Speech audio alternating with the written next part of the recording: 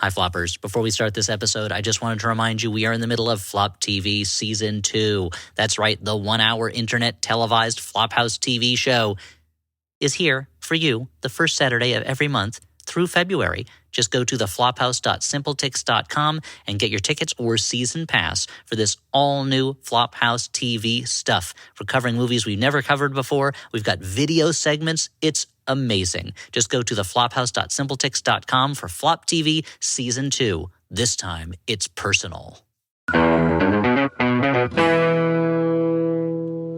Hello, everybody. Welcome to another Flophouse Mini. That's right. Here at the Flophouse Podcast, we often watch a bad movie and then talk about it. But every other week, we do other stuff. Sometimes movie-related, sometimes not movie-related. Which kind is it this week? I guess you'll have to listen to find out. My name is Elliott Kalin, and I want to apologize if the audio that you're hearing from me is not great. As talked about in our previous episode, Joker Follier Ducks, I am currently not at my home because of the Los Angeles fire situation. I am safe. My family is safe. Thank you very much. If you would like to donate to any of the organizations that are taking care of people who are affected by the fires, please do so. I will not see that money because I don't need it. Thankfully, knock on wood, I'm very lucky in this case, but other people need it, so please do that. But let's talk about other things this time, because it's 2 weeks, hopefully, after those fires when you're listening to this, and I'm joined by two great guys, one for each of those weeks. Guys, why not introduce yourselves? I'm Dan McCoy. And for the second week, I'm Stuart Wellington. Great. I actually meant the guys behind you, but we can do it with you. Yeah, that's fine. We can do it with you. Okay, yeah. No, Dan and Stuart are the great guys I'm talking about, and you know what? I should be more sincere in my appreciation of them, because that's the kind of thing you might make a New Year's resolution about, is to express to the people you love that you do love them, rather than just making mean jokes about them, which is another way to show love sometimes, but they have to know that that's the case. Yeah, and I mentioned New Year's resolutions like because, guys... Oh, it's been love. It's like a roast. Yeah, Have you ever exactly. seen a roast, right? It's delicious. You leave it in the oven for a long time. You got to. Just like a roast joke. It has to take a very long time to tell it. And then a long that time one to guy, get Jeff, it. what's his name, shows up and eats it because he's the roast master general. Yeah, that one guy, Jeff. I know that Jeff you're talking about. Jeffrey Ross. Ross. Is that what you're thinking of? Yeah. So I'm talking about New Year's resolutions because it is January, I think, when this episode is coming out. Maybe it's not anymore. I don't care. It's January when we're recording it. And I'm talking about New Year's resolutions today. The start of the year when everyone decides to do something to make themselves better, or, as is often the case nowadays, the world decides what it's going to do to make itself worse throughout the year. But guys, let's talk about positive New Year's resolutions. Do you have any New Year's resolutions this year? Well, here's a thing that I heard recently that I agree with, which is it's probably like New Year's resolutions are a good way to set yourself up for failure if you're like, oh, I'm going to do like this whole new thing. I'm going to change my life. Yeah, it's not going to happen that way. I'm going to pray. I'm going to love this year. That's three things, which is too many things for 1 year. Choose one.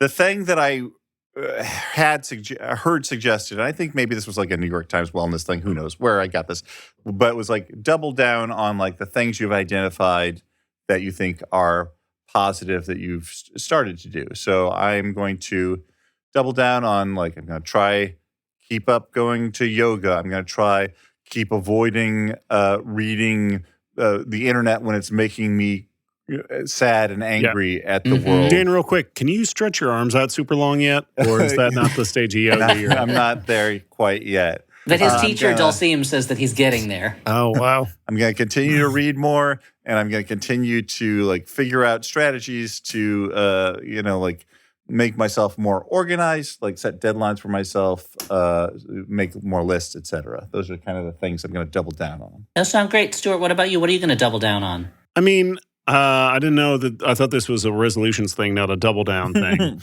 Okay, what are you going to resolve to do? It's a double dare thing. Well, let's see. I think it's more more in this nose. You got to pull a flag out of those boogers. I think that let's see. I mean, the big thing for me is the start of the year has been really stressful for work-related reasons. So I'm hoping that I can get on top of that a little better, and also I've been struggling with some upper respiratory stuff, and between those two things, it's kind of messed up my gym schedule, and I'd like to get back into a consistent, get my gym schedule back on track. Not for any reason other than it just makes my brain feel better. How's your tanning and laundry doing? Is that still on a good? Oh, Dan, my laundry game's on point. Tanning, good. I haven't been to a tanning. I went to a tanning booth a couple times before I went to Australia last year, and I still have a tan line from like a little like bikini sized tan line. It's pretty funny. I would have a doctor look at that. That doesn't sound right. Well, I don't know. I mean, a lot of people look at it, but they have to pay a premium price for that. Oh, really? I wouldn't be surprised if you went to a tanning booth and they're like, "Oh, we don't know how to tan. Just tattoo this line on him," and then you have a tattoo of a tan line. You don't know. But the other thing is, I have a goal that I'd like to take my mom on a vacation. That's very sweet. Nice. For New Year's this year, my goal is to try to work less, to make work less the core of my life, and make things like my family and taking care of my health more the core of my life. Because too often in the choice between getting work done or taking care of myself, I choose the work one, and it's not good for me. That being said, this is a podcast about movies, guys. It's not like a wellness podcast. And so it's not even a Road to Wellville podcast. Yeah, which is the Wellington podcast. That's a little true. bit. That's what it is, a Wellington podcast. At least a third of it. And then we always talk about that guy, that crazy general who finally took Napoleon down. Yeah. I have a good name. I could be like a wellness fucking guru. Right? Yeah, you should. Wellington. Yeah, wellness Wellington. You should do that. All I have to do learn is about wellness. I just have to be really confident when I make my forward-facing social media videos. Yeah, yeah, that's the main problem with your videos. Not enough confidence. Oh man! Apparently, I'm taking some of the heat that he was previously directing at Elliott. Everyone gets a turn. Yeah, Dan is like the wheel of fate. I got some fucking splash damage on that one. I was trying to think if there are any movies about New Year's resolutions. And at the time I was putting this together, I was in the middle of fleeing from a natural disaster, so I wasn't able to do much research. And so I was trying to think. The only one that came to mind, and I can't remember if it's a New Year's movie or not, is Yes Man with Jim Carrey, the one where he says yes to everything. But that might not be a New Year's resolution. That might just be a thing that he decides. Yeah, I think he decides to do it. What about the mask? Is that a New Year's resolution that he's going to wear the mask more? I have to be zanier. Yeah, well, it's Dumb and Dumber, a New Year's movie. They're like, we need to be not just dumb, but dumber. What about that movie? Is it Resolution, the one where they're at like a dinner party for New Year's and a comet's passing super close or a meteor's passing close, and they like? Oh, I think you're thinking of that Coherence. Coherence, the one with the alternate dimension stuff. Is a movie, but I'm not sure what it is. Maybe a movie about photography. Does the movie? We never did New Year's Eve for the podcast, which surprised me when looking back recently that we didn't do it. But I think we didn't do it on purpose because none of us wanted to watch it, but we probably should have done it. Yeah. No, I think I recommended this one. Resolution is from the Benson and Justin Benson, Aaron Moorhead. It's their movie about a friend basically tying another friend up in a cabin in the woods so that they'll get clean. I saw the movie that came after that sort of was related, but I didn't see that one. I don't think I've seen any of those movies. So those are not New Year's resolution movies, though, right? No. Okay. Well, we have done no research. We haven't come up with any. We could easily look now on the computer, but I think instead I'd like to talk about something else, which is New Year's resolutions for things related to movies. So not movies about New Year's resolutions. We've failed abysmally at that. And for next year, our resolution can be to learn a couple movies that involve New Year's resolutions. There's got to be a rom-com with a New Year's resolution. There's got to be. Either where... Hey, listeners, write in. 123 Flop Street. We are too lazy to do the work ourselves. You write in. Just write to Dan's home address. Let me get it right here. Hold on. Which is...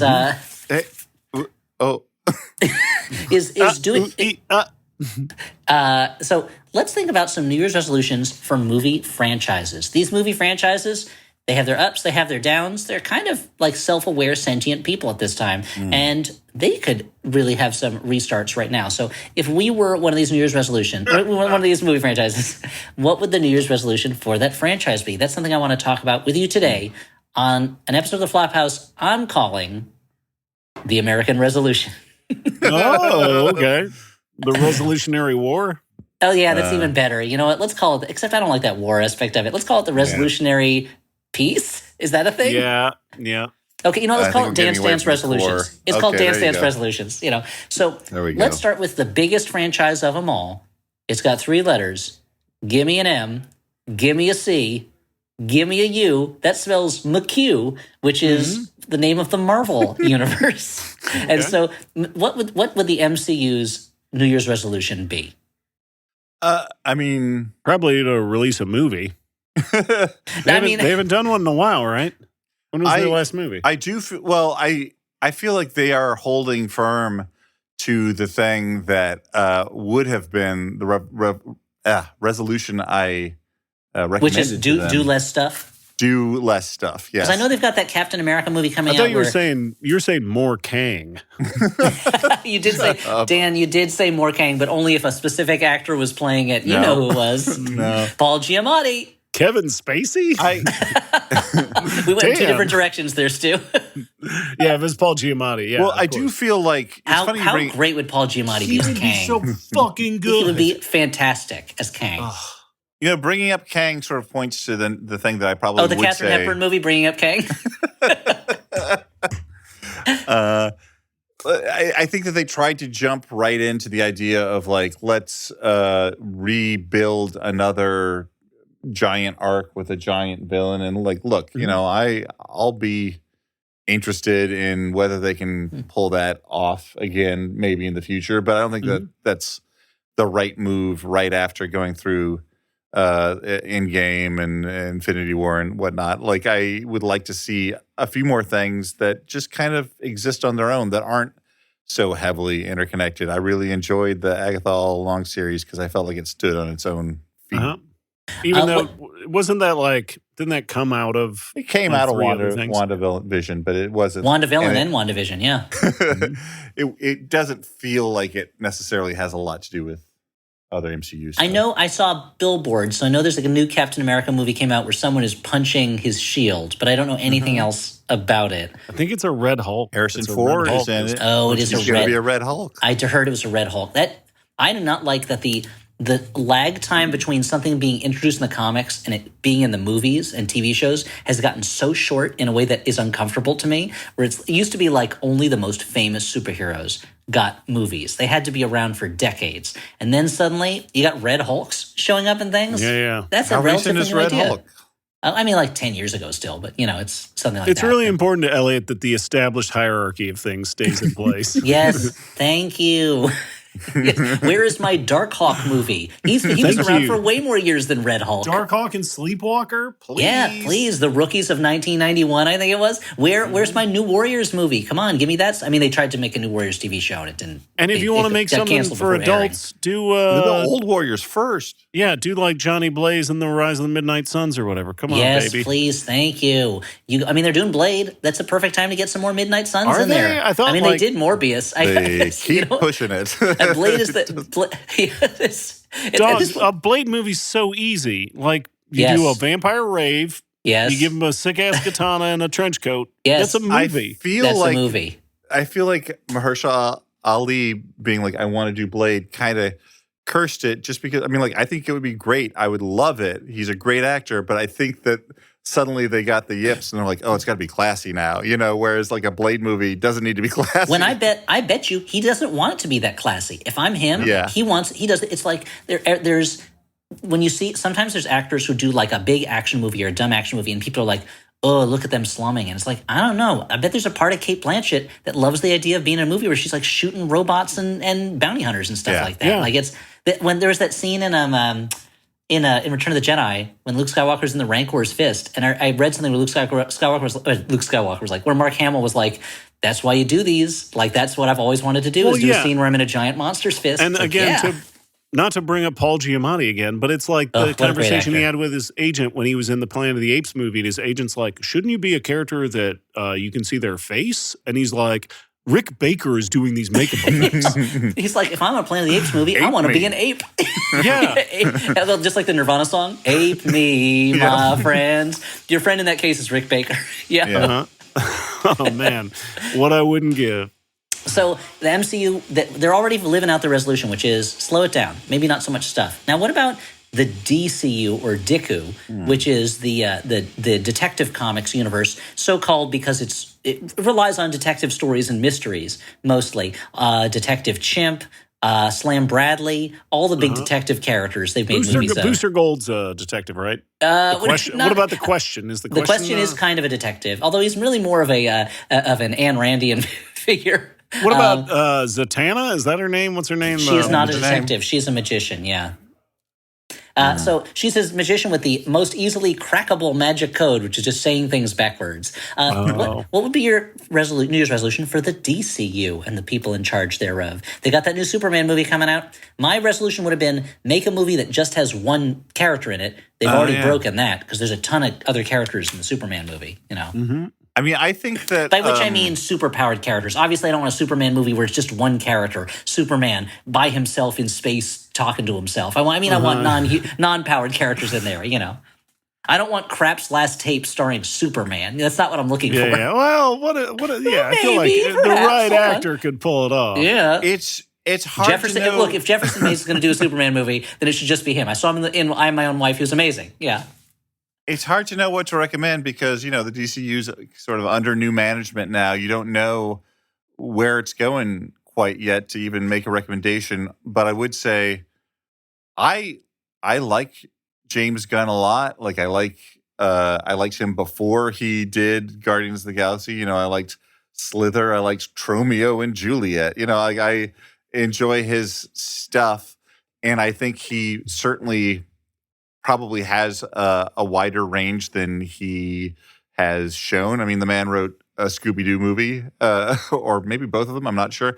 And it looks like Superman shows that range. But I am a little nervous, like, you know, for DCU, he's done Suicide Squad, Peacemaker, Creature Commandos, like, which are all kind of in that same vibe.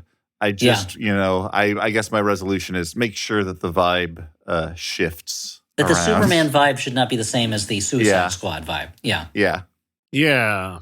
For DC, I don't know the DC stable that well, but there's a character there's a character I really liked. Power Girl, I think. There's just something about her. I wonder what it is about Power Girl that draws Lobo, Stuart's attention. All Lobo stuff. Sure. You're like, I want DC to start cranking out their hit characters. Lobo, Power Girl, Etrigan, Commandy. Man, yeah, heck yeah. There was, I mean, I like I'm a sucker for all the weirdo DC characters. And I like all the weird characters, and I also like I like All-Star Superman. So if there's Superman movies like All-Star Superman, I'll be okay. And that's my assumption, is that it's going to be more like All-Star Superman, but because that was a great book. But what if they went the opposite way? What if DC like took the parent, you know, protect search off, the safe search, and made a Joker movie that was like really twisted? Like, what if they made a Joker movie that was like all about how life sucks and everything's bad and Batman's not in it, and it's just super dark and grim? But it's a musical. But it's a musical eventually. That makes it even twistider. Yeah, so much just like that movie Twisteders, starring Glenn Powell.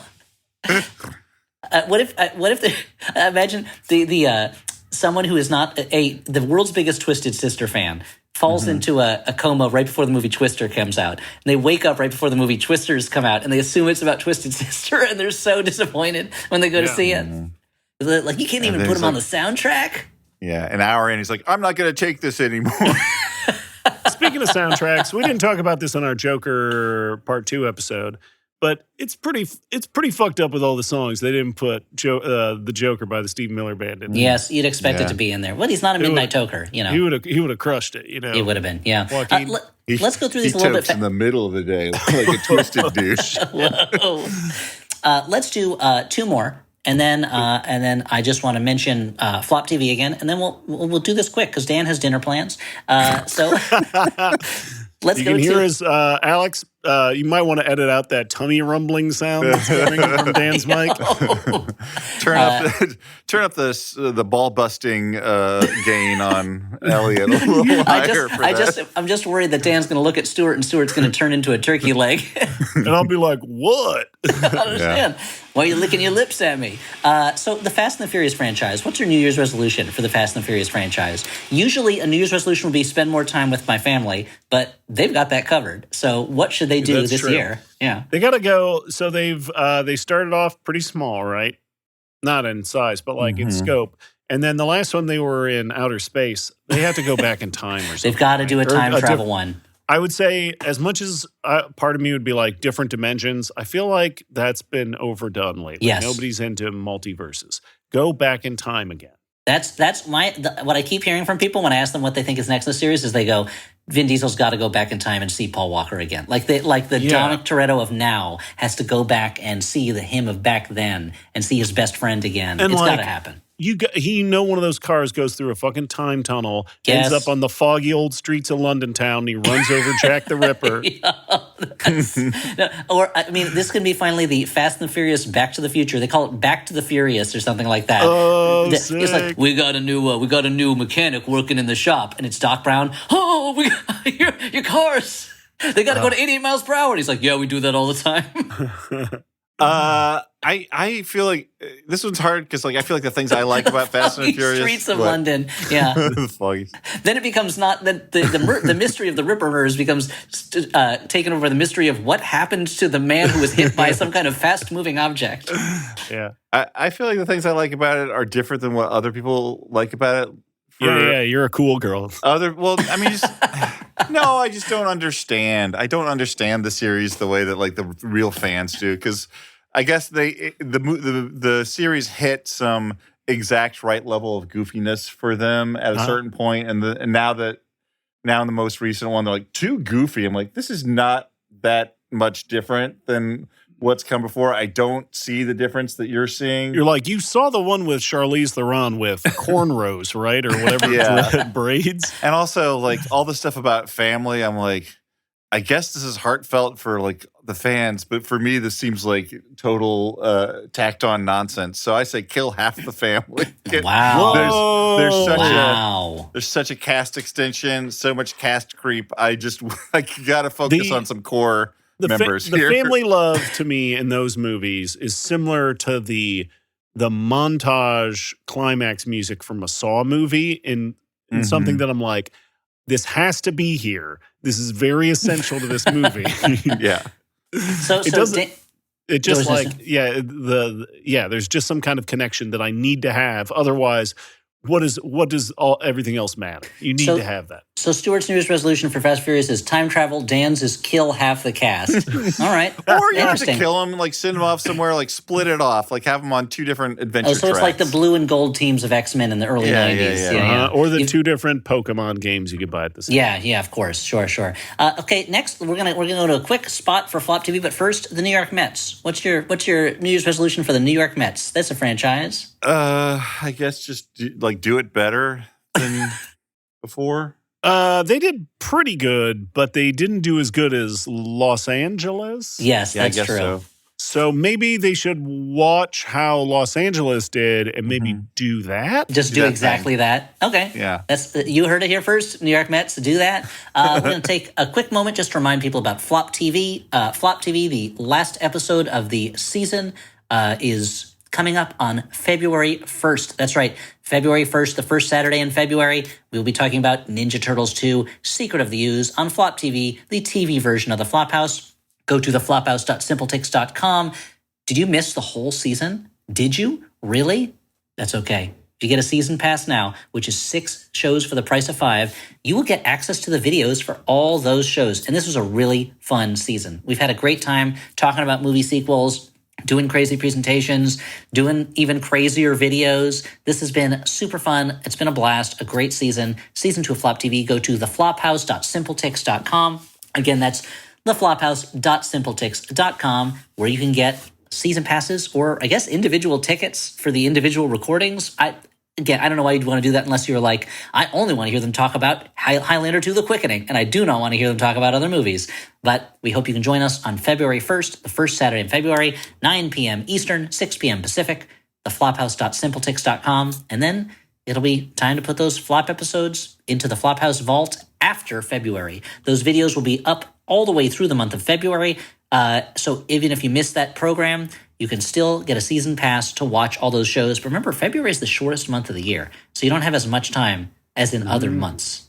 It's a good public service announcement. Yeah, thank you, Elliott. Theflophouse.simpletix.com. Ego sum John Hodgman. Et ego sum Janet Varney. And we're the hosts of E Pluribus Motto, a podcast dedicated to exploring the mottos of every state in the Union. Every episode, we will spotlight one state and discuss its official symbols, the motto, flowers, birds, beverages, songs, and even official state muffins. Plus, we'll hear from guests whose lives have been inspired by the state's iconography and from residents who call that state home. Bring some snacks, a map, and your travel journal because this podcast is a virtual journey like no other. Audi nostrum E Pluribus Motto, quae libet alia lunae de maximum fun. And for the Latin challenged among you and us, listen to E Pluribus Motto every other Monday on Maximum Fun. Okay, back to New Year's resolutions. Okay. No. Now, another franchise that just had a new release was Lord of the Rings with their War of the Rorarim. The Rorarim. Stuart, what's a I'm gonna beat your Rorarim? fucking ass. Look, I like characters and franchises with real names, like Kang. I don't know what a Rorarim is, but what should the Lord of the Rings resolve for this new year?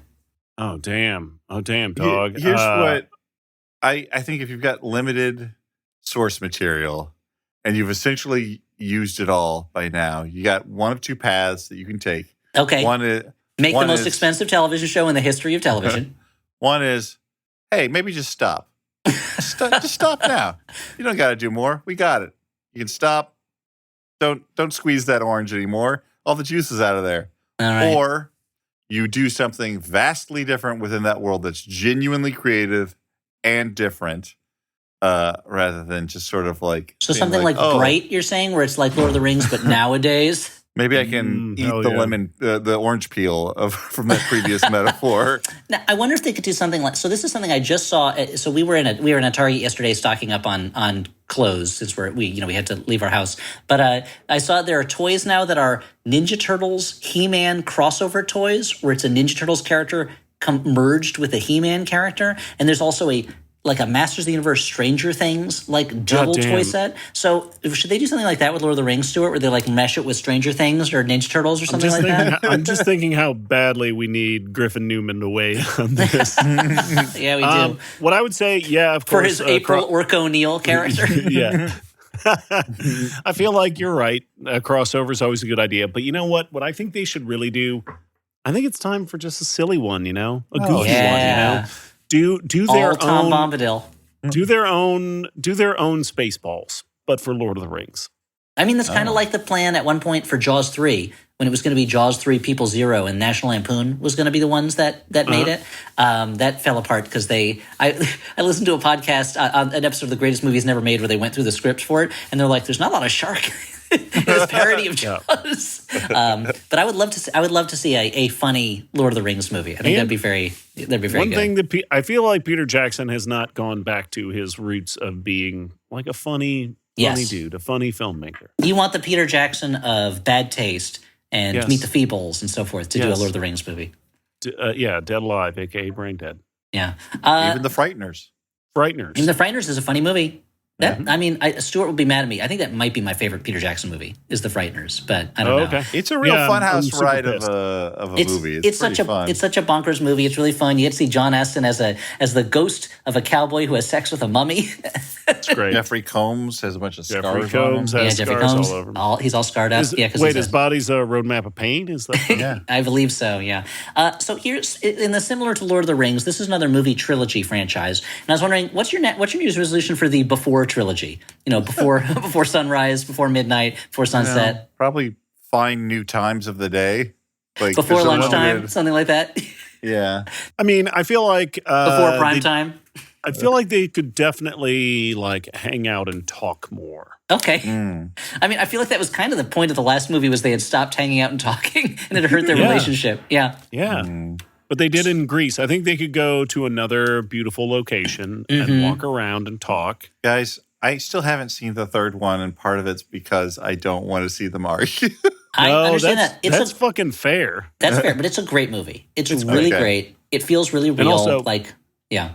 There's definitely a scene where they are like kind of arguing while partially clothed, where I'm like, this is the most real shit I've ever seen. Yeah, well, it's like that scene in that 50 Shades of Grey movie where they're arguing while getting dressed. And I'm like, yeah, this is what happens. You know, like it's Or shortcuts. Or shortcuts, Nude argument. Or in Don't Look Now when he's brushing his teeth with no clothes on, and I'm like, that happens. Sometimes you're brushing your teeth with no clothes on. Or like in, and then later on, you're like, "What's this on my penis?" It's just toothpaste, Dan. How'd that get down there? Yeah, it's a killer dwarf, Dan. Get off of me!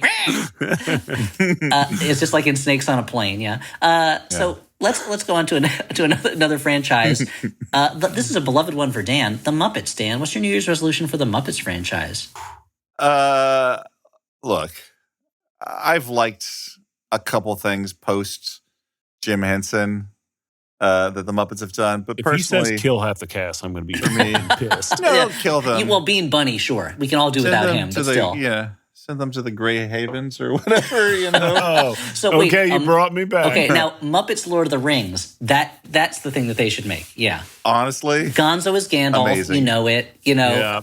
Yeah. And so, but is it going to be? Yeah, and I guess Kermit would have to be Frodo. No, Kermit's fucking Aragorn.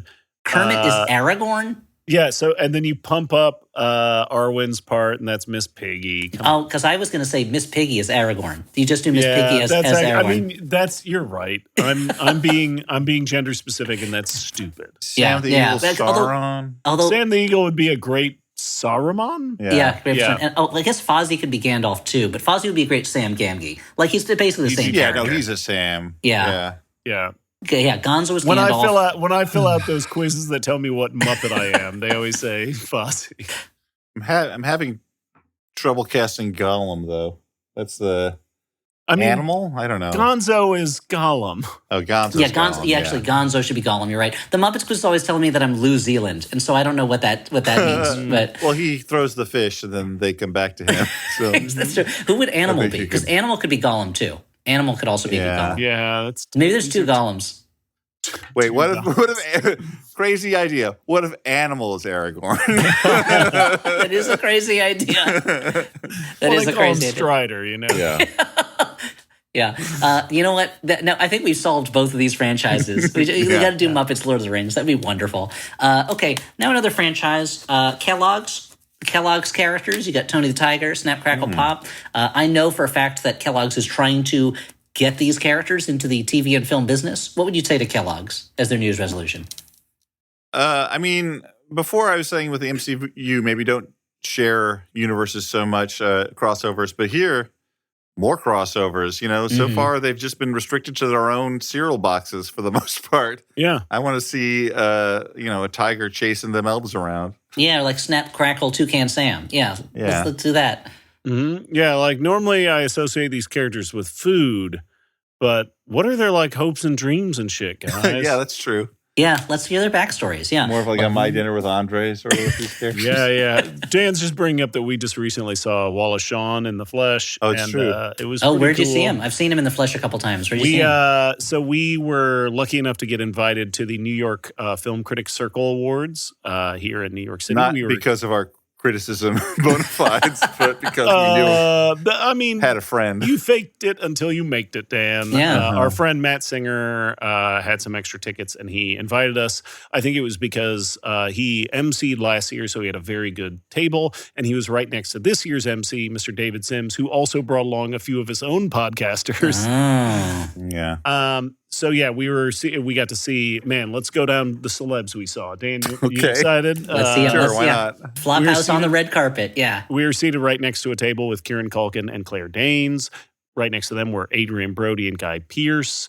We got to see Wallace Shawn. We got to see John Turturro, Carol Kane, Mike Lee, Dan. Yeah, Mike Lee. I'm very excited about hearing about Mike Lee and Carol Kane. John Turturro and Wallace Shawn are the only ones of those that I've seen in real life. Yeah. Wallace Shawn I've seen in many restaurants and theater audiences, and John Turturro I've seen just walking around the street whistling to himself very loudly. Yeah. And he introduced Carol Kane, and it was very sweet. Like, he sort of helped her down from the stage afterwards and like took her hand all the way back, and I was like on the verge of tears just because they seemed so sweet.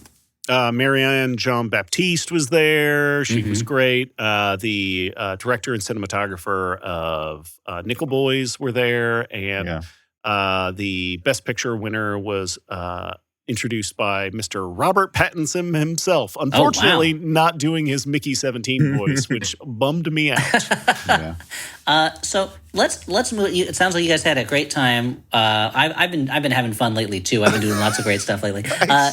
We sent you pictures and we're like, wish you were here. And you sent me pictures and then you kept texting me being like, what? Why didn't you heart these? What's your problem, dude? Dope. I actually sent Elliott a message about how bad I felt that we weren't living it up while he was having. You don't always have to tell me what fun stuff you're doing. While I was tucking into food that was, as I would describe, very fancy P.F. Chang's, I was thinking Elliott would want me to live it up. Yeah, I would. I would want you both to live Elliott Moss. would want me to take advantage of this open bar. Exactly. And thank you again and I hope to you Matt did. Singer for being kind enough to let us Matt Singer's crash the best. their party. He is great. He's great. Okay, we got 2 franchises left, then we'll wrap up this episode. Okay, the first is the second biggest franchise in entertainment, and the last one we're going to talk about is the biggest franchise in entertainment. So, the second biggest franchise in entertainment, Star Wars. What's the New Year's resolution for Star Wars? They've got that Skeleton Crew show. The Acolyte did not go the way that they thought it would, and in fact, that people were not as happy with it as they hoped, or rather diehard fans. And I don't mean fans of Die Hard. I mean diehard fans of Star Wars. Maybe fans of Die Hard weren't into it too. Maybe they were. I don't know. They were like, maybe John McClane is in this one. Oh, he's not still? He's not, yeah. What should Star Wars do? I mean, it depends. I feel like the fan base of Star Wars wants it to... atrophy? They would argue that they want it to grow up with them, and by that they mean they want to see lightsabers chopping dudes in half. Yeah.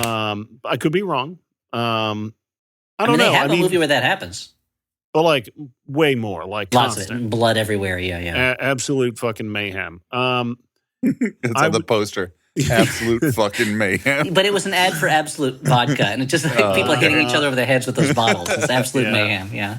But I don't know. Do you guys remember? Wait, do you guys remember when Absolute Vodka ads were like the coolest things in the world, and people were putting them on the walls of their bedrooms? Was this only an East Coast thing, or this happened where you guys grew up? Did you have Absolute Vodka in the middle of the country, or was that just a sophisticated East Coastal thing? No, we had it. The ads were in like Rolling Stone magazine or yes, and they all had like a. I remember like my cousin and my sister, like they would put these ads on the walls of their room, and it was like. I remember there was a Kurt Vonnegut one, and it was like, oh, he's finally cool again, Kurt Vonnegut, because he's in this Absolute Vodka ad. What was that all about? Yeah, Dan, what was that all about?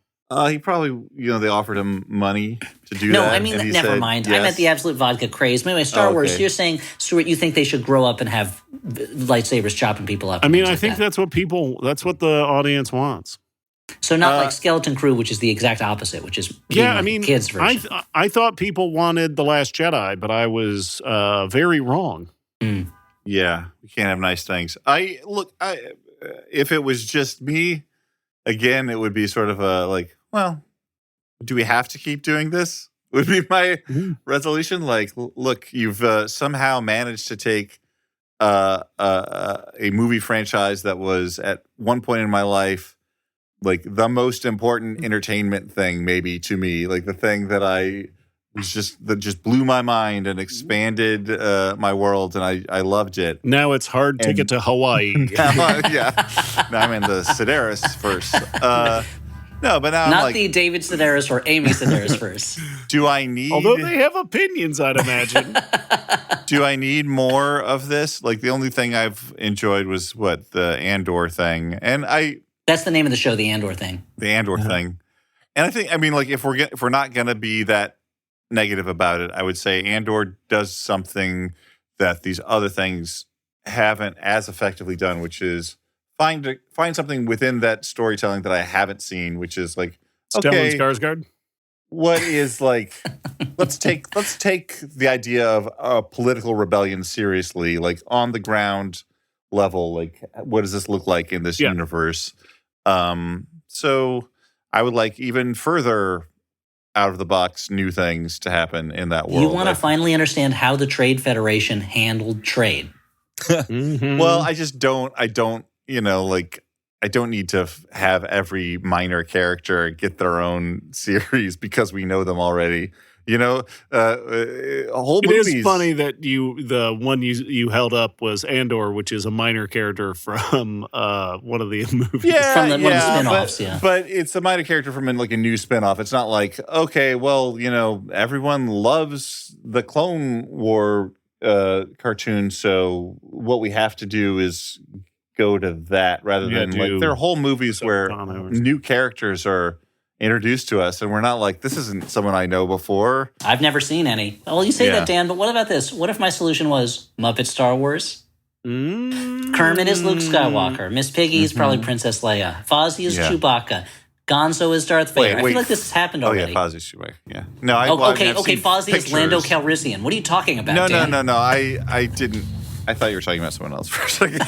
Which of the two, Fozzie or Chewbacca? Who do you think I was talking about? Somebody else? I don't know.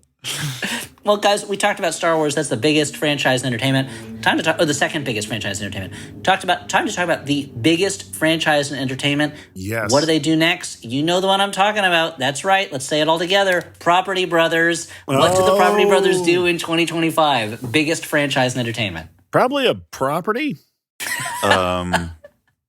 All I know is like, is one of them still with Zooey Deschanel?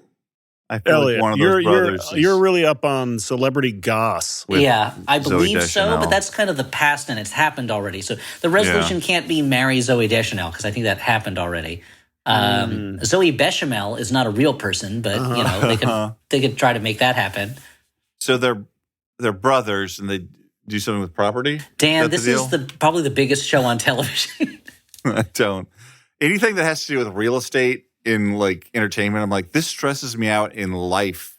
Like I don't own any real estate, but the mere like idea of like looking at listings whenever we have to move is the worst thing in the world to me. So I don't like. So once again, Dan's resolution is stop doing the thing that you're doing.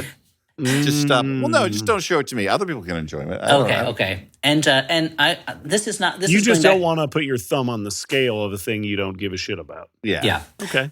Well, so I think we've got a lot of good options for everybody. Dan's go-to of don't do this stuff anymore. Yeah, kill half the cast. I'm like, but there's only two brothers. It's not Property Brothers if there's just one of them. It's just Property Guy, Bro. Property Bro.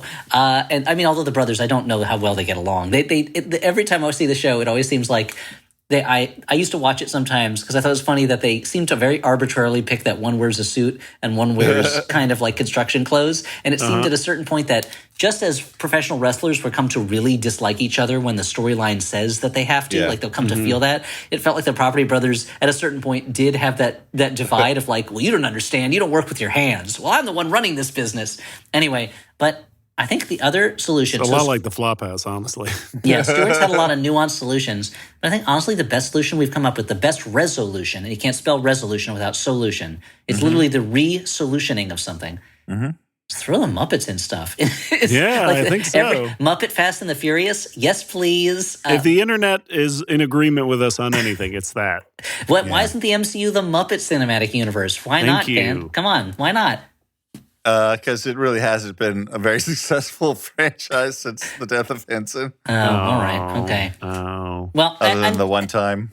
and guys, I guess we should go. I just want to see also. There's just one other media figure who I feel like dominates the media landscape. This is an individual person, not a franchise. And I just wondered, do you have a New Year's resolution for them? Someone who I feel like you can't talk about the modern media landscape without. Basically, this person being the center. I'm feeling a rug pull here coming up. As I keep winding it up and building up this person. slowly, tentatively stepping out on the ice, willing to trust again. Sitting off that rug. And so we're all saying it. Flo from Progressive. What does she do in 2025? It's a good question, Dan. How do you feel Probably about Flo like from the internet Progressive? should get like even hornier for Flo.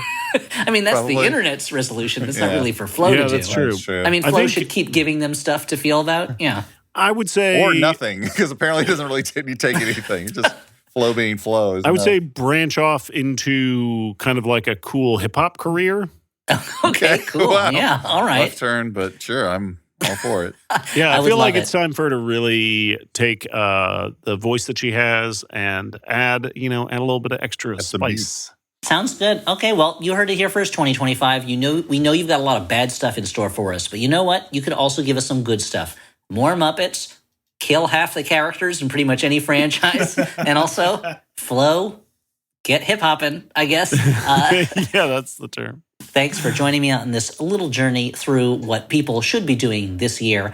I am, of course, Elliott Kalin, joined by Dan McCoy and Stuart Wellington. I'd like to tell you real quick that we are a podcast on the Maximum Fun Network. Please check out the other Maximum Fun podcasts. There's a lot of great ones on there, and I think you'll like them. If you like this one, you'll probably like them. If you didn't like this one, try another episode. This one's out of the ordinary. I'd like to thank our producer, Alex Smith. You can find him online performing music under the name Howell Doughty. If you'd like to give us a review, a positive review, I hope, on one of your podcast apps, that would be wonderful. Or maybe just tell somebody about the Flophouse if you liked it. Help us spread the word, It's been great.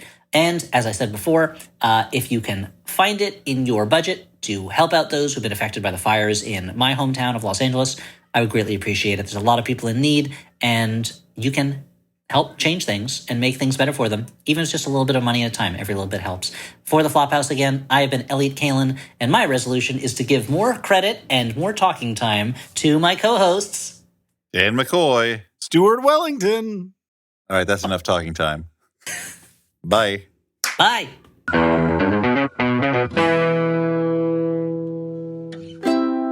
Maximum Fun, a worker-owned network of artist-owned shows. supported directly by you.